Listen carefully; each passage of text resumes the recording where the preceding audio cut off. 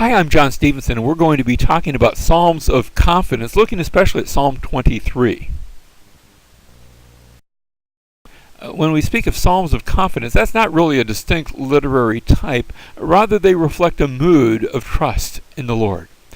They speak of God oftentimes in the third person, although the example that we're going to use will start off that way, but then it will switch about halfway through the psalm, and it'll speak to God in the first person. So when we speak of God in the third person, that's he the Lord. When I speak to God in the first person, that's you the Lord. Oh, you, O Lord.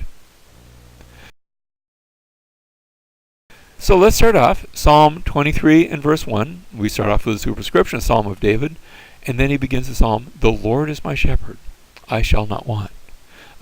Notice the Lord, you could have said the Lord is like a shepherd. The Lord is, he takes care of me. But rather, the Lord is my shepherd. That's stated by way of a metaphor. He is my shepherd, I shall not want. And so it's the psalmist is putting himself, and remember David had been a shepherd, and yet he finds himself with a shepherd over him. He takes the role of the sheep, and he can identify with that because he's taken care of sheep before, but now he's imagining himself as one who's under his chief shepherd. And because he's under a shepherd, sheep don't have a whole lot of concerns.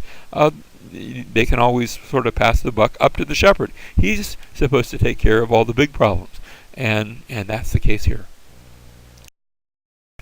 He makes me lie down in green pastures. Now let me say, I'm from South Florida. In South Florida we have lots of greenery. It rains all the time here. The old adage is, if you don't like the weather, wait 5 minutes because it'll change.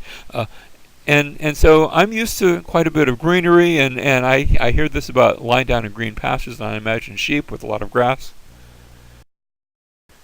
But if I go to Israel, it's very different, because the green pastures in the wilderness where the sheep would be taken, remember, you don't watch your sheep next to somebody's farm crops or vineyards, because they'll eat those up, and your neighbor will get very angry with you, and he'll have roast lamb chops because he's going to kill your sheep because they're eating his crops. Rather, you take the sheep out to the wilderness. That's where they are watched. And the wilderness, this is the green pastures. Notice there's not a whole lot of greenery. There's just enough. There's a clump here and there's a clump there. And God's not promising that he's going to give you all sorts of great stuff. He says, I'm going to meet your need. I'm going to give you that which you need. These are the green pastures in which he makes me lie down in. He makes me lie down in green pastures. He leads me beside the quiet waters. And you hope that those waters are quiet, because there can be places where there are non-quiet waters, where there are rushing, dangerous waters. He restores my soul. He leads me in the paths of righteousness for his name's sake. Notice the shepherd, even though he's facing the sheep here, and actually what he's doing is we were driving along and he's trying to get the sheep to get out of the way of our vehicle.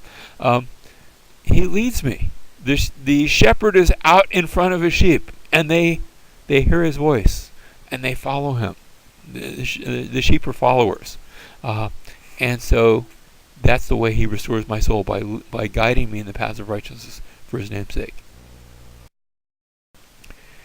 Even though I walk through the valley of the shadow of death, and valleys can be a very dangerous thing in the desert, because it might rain, not so much there in the desert, because it doesn't rain almost ever in the desert, but what it might rain is up on the mountains, and then that rainwater will flow down from the mountains, maybe 5, 10, 20 miles away, and will come rushing down these narrow canyons known as wadis. That's the Arabic word for them. And they can become a raging flood. And I've been given to understand that every once in a while somebody will drown out in the middle of the desert by one of these flash floods.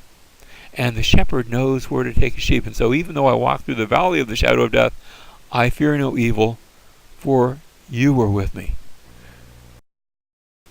Notice when he says, for you are with me, he's just switched from the third person to the first person. Now he's speaking to God, and he's going to continue to do that through the rest of the psalm. So he started off talking about God, but now he's speaking to God. And he says, you are with me. Your rod, your staff, they comfort me.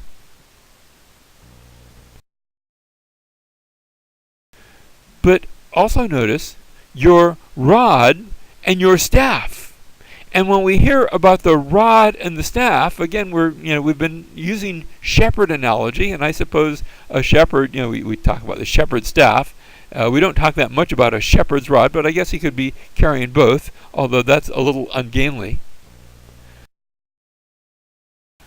But when we use the term rod and staff, that's actually something that a king would hold. As a king would be the shepherd of his people. Now what you have here is a picture from Tutankhamun's tomb, and the young boy king with his sarcophagus on the outside of the sarcophagus. Here was the Pharaoh of Egypt pictured holding a staff, that crooked little staff, that's the shepherd's staff, and a rod in the other hand. A rod and the staff, that's a kingly image, not just a shepherd image. And it seems as though, as he speaks of the rod and the staff, that our analogy is gradually changing so that we're still using, or we've been using that shepherd analogy, but now we see that it's the shepherd king, the shepherd of his people. And so when we get to verse 5, you prepare a table before me. You don't prepare a table for sheep. They eat the greenery, what greenery there is in the wilderness. You prepare a table before me in the presence of my enemies.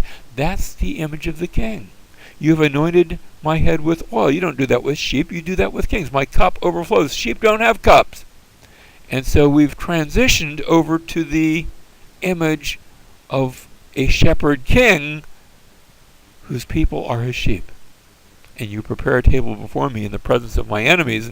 And it's one thing to have a table. It's another thing to have a table in the presence of your enemies. And especially it's significant in an honor and shame society, which this is spoken to, where to honor someone was a great thing, to shame someone was a terrible thing. And much greater, they felt those issues of honor and shame much greater than we do in our culture. You've anointed my head with oil, and my cup overflows. He goes on to say, surely goodness and loving kindness will follow me all the days of my life, and I will dwell in the house. And notice we end, speaking of God in the third person, in this last line, I will dwell in the house of the Lord forever. He's the sheep who has come before the shepherd king, who gets to come to the palace of the king and be in the house of the king forever.